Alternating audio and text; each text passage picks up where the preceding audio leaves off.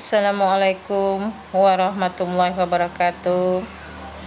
Hai anak-anak ibu sekalian, apa kabarnya kalian pada pagi hari ini? Baiklah anak-anak, insya Allah ibu senantiasa berdoa agar kita semuanya senantiasa selalu diberikan kesehatan pada pagi hari ini.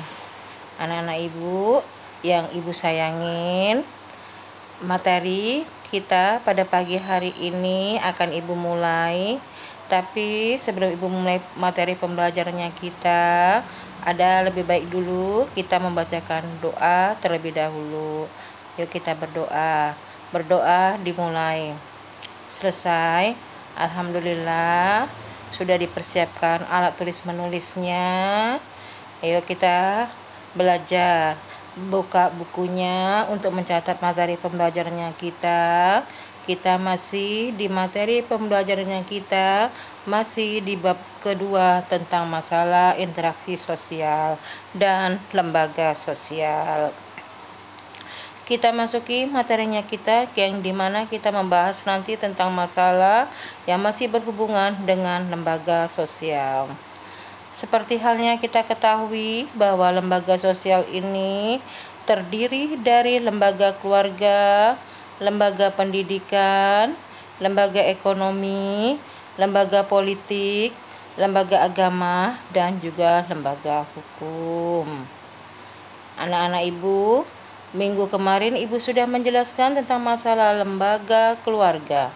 Sekarang ibu masuki masalah lembaga pendidikan. Ini materinya kita, yaitu tentang masalah pengertian lembaga pendidikan.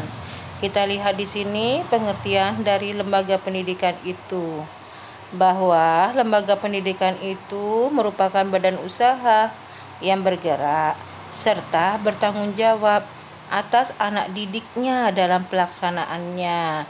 Ini definisi ini diungkapkan oleh H. Abu Ahmadi dan Dr. Anda Nur Uhbiyati. Berbeda juga, ada juga yang berargumentasi yang lainnya, di mana mereka mengungkapkan bahwa lembaga pendidikan itu adalah tempat berlangsungnya sebuah pendidikan, khususnya pada 3 lingkungan yang ada, seperti halnya keluarga, sekolah, hingga masyarakat. Nah, jadi lembaga pendidikan ini memegang peranan baik di keluarga, sekolah, dan juga masyarakat. Lembaga pendidikan itu berfungsi untuk mengatur pemenuhan kebutuhan terhadap pendidikannya. Mengenai fungsi lembaga pendidikan ini, nanti bisa kita ketahui bahwa ini ada 2 fungsi, yaitu fungsi manifest dan juga fungsi laten. Fungsi manifest, apa sih itu fungsi manifest itu? Fungsi manifest ini adalah fungsi yang tercantum dalam kurikulum sekolah. Nah, kita ketahui bahwa setiap sekolah pasti mempunyai kurikulum. Kemudian fungsi laten, di mana fungsi laten di sini tidak disadari dari lembaga-lembaga pendidikan tersebut, di mana kita bisa melihatnya bahwa lembaga pendidikan ini seperti halnya sekolah akan mengurangi pengendalian orang tuanya, karena pada dasarnya yang berperan saat dalam pengajaran dan juga pendidikan di sekolah itu adalah guru. Jadi di lembaga pendidikan itu guru memegang peranan yang sangat penting.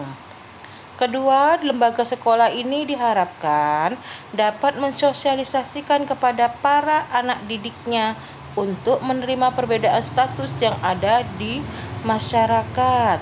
Jelas ya, kalau seandainya kita bersekolah, dengan sendirinya status kita di dalam masyarakat berubah menjadi seorang pelajar. Lanjut. Nah, di sini kamu lihat lembaga pendidikan itu mulai dari tingkat, yaitu yang paling kecil, yaitu tingkat TK, kemudian ada SD, SMP, dan SMA, dan juga nanti perguruan tinggi. Pada gambar ini yaitu menggambarkan seorang kakak dan seorang adik yang ingin pergi sekolah atau sedang menuju ke sekolahan. Nah, inilah gambaran daripada lembaga pendidikan. Jenis dari lembaga pendidikan ini kita bisa lihat jenis-jenisnya dari lembaga pendidikan itu, yaitu di sini bahwa pertama pendidikan formal atau biasa disebut juga pendidikan sekolah. Pendidikan formal di sini merupakan sebuah lembaga pendidikan yang dilakukan di sekolah-sekolah. Nah, itu. Jadi yang namanya pendidikan formal itu pendidikan yang dilakukan oleh sekolah-sekolah pada dasarnya. Kita lihat di sini dalam pendidikan formal di mana ada siswa ya sebagai yaitu pendidik, sebagai yaitu anak didik ya. Nah, sementara di situ ada guru sebagai seorang pendidiknya. Nah, jadi anak didik dan juga pendidik di sini memegang peranan yaitu yang disebut juga di sini pendidikannya adalah pendidikan formal. Lembaga pendidikan itu mulai dari kelompok bermain atau prasekolah hingga perguruan tinggi dari sifatnya yang umum ataupun juga yang khusus. Dalam lembaga pendidikan formal di sini mempunyai jadwal waktu belajar di mana ada jadwal mata pelajaran atau mata kuliahnya sesuai dengan lembaga pendidikan yang menyediakannya dan juga memiliki proses belajar yang diatur secara tertib dan terstruktur. Kemudian yang kedua, pendidikan informal atau pendidikan dalam keluarga di sini yaitu kita lihat bahwa keluarga memegang peranan yang sangat penting di dalam pendidikan informal karena pada dasarnya keluargalah yang mendidik ya, mendidik keseharian keluarganya untuk menjadikan manusia itu atau mendewasakan keluarga-keluarganya. Kita bisa lihat di sini dalam pendidikan informal, ayah ibu mendidik anaknya gitu ya. Mereka untuk terampil melakukan pekerjaan-pekerjaan atau mereka membuat prakarya-prakarya yang tanpa disadari oleh anak-anaknya mereka akan terampil dalam melakukan pekerjaan tangan. Kemudian pendidikan informal di sini tidak mempunyai rencana pada dasarnya karena dalam pendidikan informal itu tidak ada rencana pembelajaran atau sebuah kurikulum sekalipun seperti halnya pendidikan formal. Karena pendidikan informal itu sifatnya tumbuh dengan sendirinya atau dengan pengajaran-pengajaran yang dilakukan dalam keluarga itu tanpa disadari mereka pada dasarnya sebenarnya mendapatkan pendidikan dari ayah dan ibunya. Kemudian yang ketiga, pendidikan non formal. Pada lembaga di sini, lembaga pendidikan non formal ini adalah lembaga pendidikan yang dilakukan di luar keluarganya juga. Seperti halnya misalnya lembaga-lembaga kursus atau bisa juga tempat-tempat les di mana di lembaga pendidikan non formal ini mereka mendapatkan yaitu keterampilan-keterampilan sesuai yang mereka inginkan. Contohnya misalnya mereka itu mengaji, mereka menjadi terampil, mereka menjadi pandai yaitu dengan membaca Al-Qur'an. Lanjut pendidikan non formal. Biasanya di sini pendidikan non formal dimanapun dan kapanpun seperti halnya pelatihanan, ini juga ada pelatihanan gratis yang disediakan oleh juga pemerintah. Tujuan dari lembaga pendidikan yang di Indonesia di sini pada dasarnya bahwa lembaga pendidikan itu memiliki tujuan untuk memberikan sebuah konseling terhadap peserta didiknya. Ya.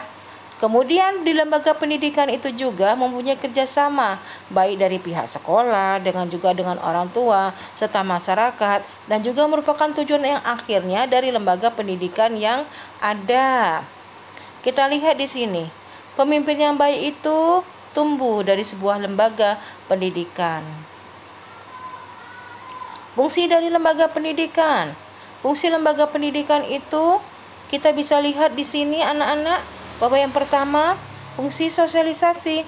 Lembaga pendidikan di sini berperan besar dalam sebuah proses sosialisasi peserta didik atau siswanya di dalam lingkungan masyarakat yang ada.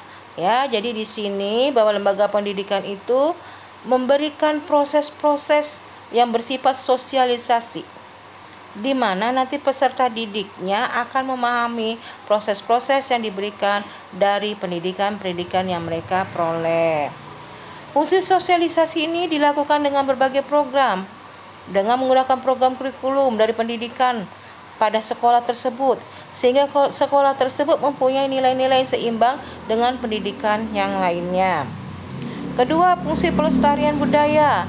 Pada dasarnya budaya itu adalah sangat penting, di mana budaya itu timbul di Indonesia. Kemudian lembaga pendidikan di sini mempunyai peranan juga yang sangat penting untuk mengajarkan keanekaragaman dari budaya tersebut, sehingga budaya kita yaitu budaya nasional dapat dipahami kepada para peserta didik atau kepada para siswa.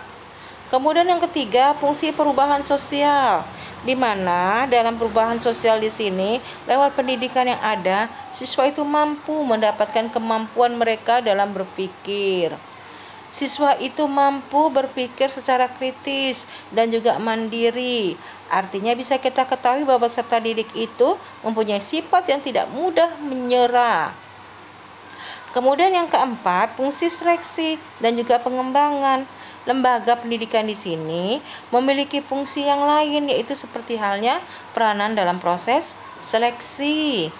Kita bisa lihat di sini fungsi seleksi dan pengembangan, bahwa kita ketahui bahwa lembaga pendidikan di sini dapat menyeleksi atau menilai atau juga melihat orang-orang yang mampu, dan juga mereka akan memberikan pelatihan sehingga setiap individu tersebut menjadi berkualitas dan siap kerja. Contohnya bisa kita ambil di sini, yaitu sebagai seorang siswa, nah kita harus untuk dapat mengikuti sebuah ujian dalam proses seleksi ke perguruan tinggi. Karena kita ketahui bahwa untuk memasuki perguruan tinggi ini perlu adanya tes-tes, di mana tes-tes tersebut memberikan yaitu seleksi dan juga pengembangan diri mereka, sehingga di sini bisa mengetahui yaitu input yang sudah mereka dapatkan dari masing-masing individu tersebut. Baiklah anak-anak, itulah materi pada pagi hari ini yang sudah Ibu sampaikan dan Ibu paparkan. Ibu berharap kita dapat bertemu kembali pada minggu yang akan datang atau pertemuan selanjutnya. Ibu selalu berdoa semoga kita semuanya diberikan kesehatan. Ibu akhiri dan Ibu tutup materi pembelajarannya kita. Wabillahi taufiq wal hidayah. Wassalamualaikum warahmatullahi wabarakatuh.